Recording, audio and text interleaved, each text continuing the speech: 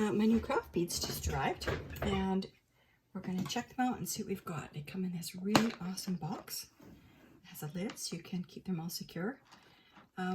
There's these different plastic dividers in here so that I can, if I want to, I can divide them according to size. But what we're going to do with the dividers for right now, we're just going to set them over here, and we're going to look at the different sizes that we have. Now, when I have a box like this, it's really nice with a lip that allows me to divide them according to size quickly without putting the dividers. So the largest beads are going to go down here. What I want to do is find out what the different sizes are. There's a large bead. Here's the next size of bead here. There we go. Next size of bead. The next one down appears to be this bead. And then, counting how many sizes down it goes. Okay, are these the same as that? Nope, they're one size smaller.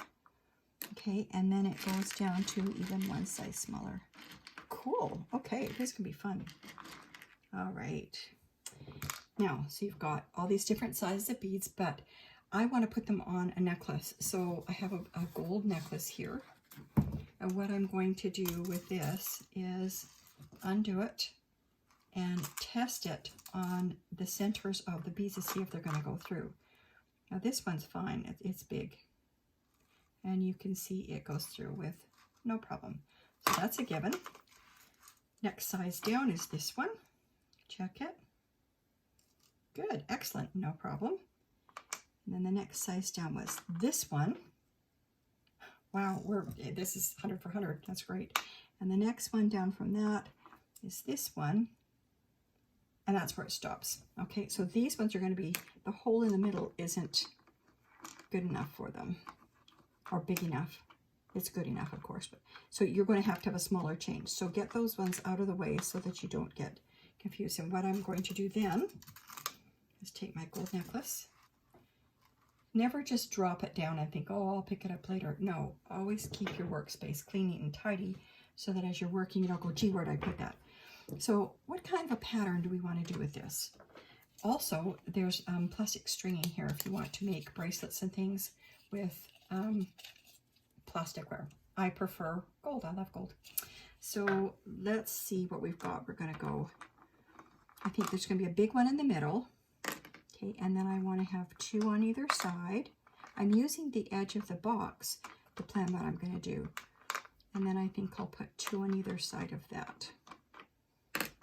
There we go, like this. Okay. So now that I have my pattern that I want to do, and so you're going to be able to, it's going to go big, and then smaller, and then two smaller. You want to color them. So what you want to color them with, I have felt pens like this with all different kinds of colors.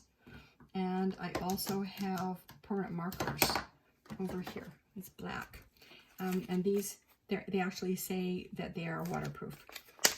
And they come in all different diameters, sizes, and widths. So I'm going to take these out of the package, lay them down, and see if I can find one that is the width that I want. Now that's way too tiny. And that one says it's a 5. So we're not going to deal with any of the 5s. Let's go to a 3. And here's a 3 right here. That's still too small. 2.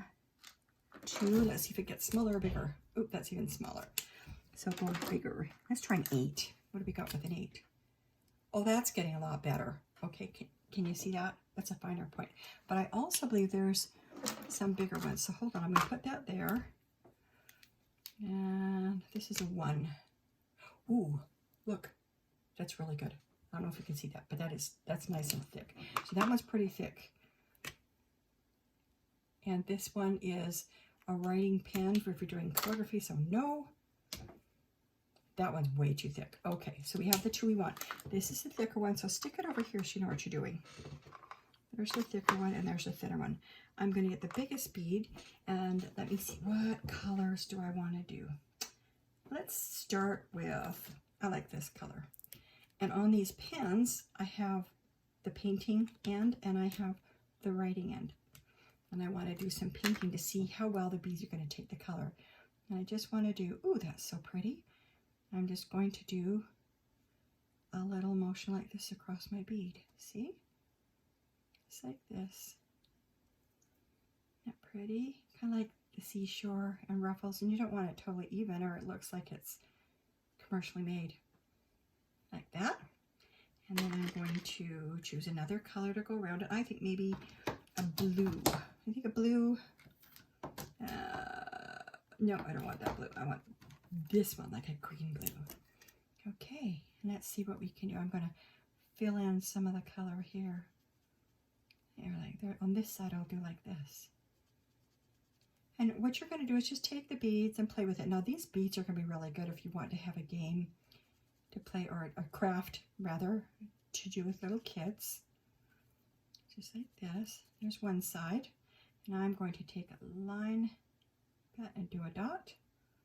Line and do a dot.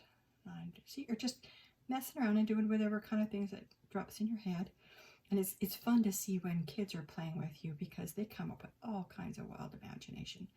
So that's one side of the bead. Let me see, what can we do with the other side of the bead? Oh, I know. Let's try this yellow. It's more like an orange yellow. And we're just going to do a circle like this. Just put a little bit of orange color in there. See, just like that. Pretty. And this can be something that's really fast, and I'm just going to put a little bit of orange over here, or you can go and do it really slow. Depends whether, if you've got little kids, it's kind of harder. So I'm just putting a little bit of color on here, and that gives you kind of an idea of what you can do. Now, I'm obviously don't have enough time in this video to do all kinds, but it gives you the idea what you can do with this one. Your writing pen. Say this was a bead that was going to be for somebody special. You know, how about we'll do Laura.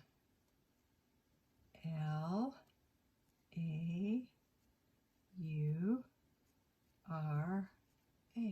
See? Laura. And maybe you wanted it to do a bead for, say, Sarah. S-A-R-A-H.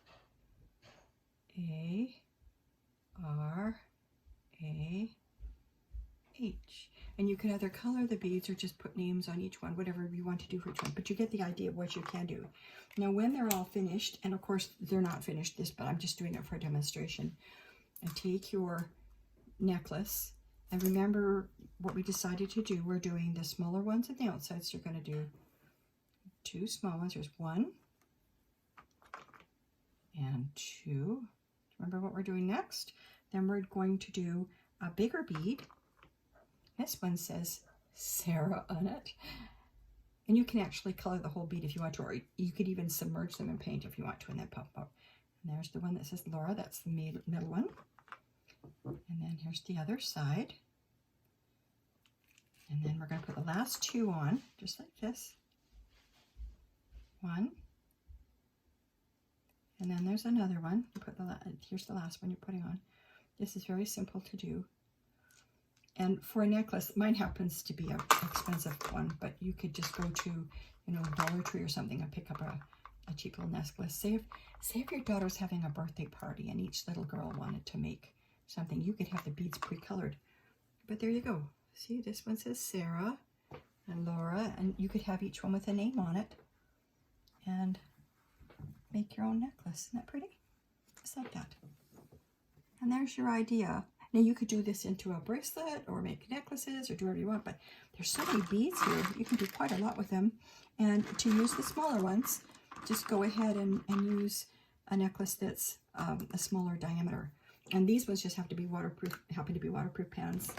And again, you can use this if you want to make bracelets and things too. Anyway, there's some ideas of what you can do with the beads. There's a lot of fun. And I'm going to put a link down below where you're able to go get them.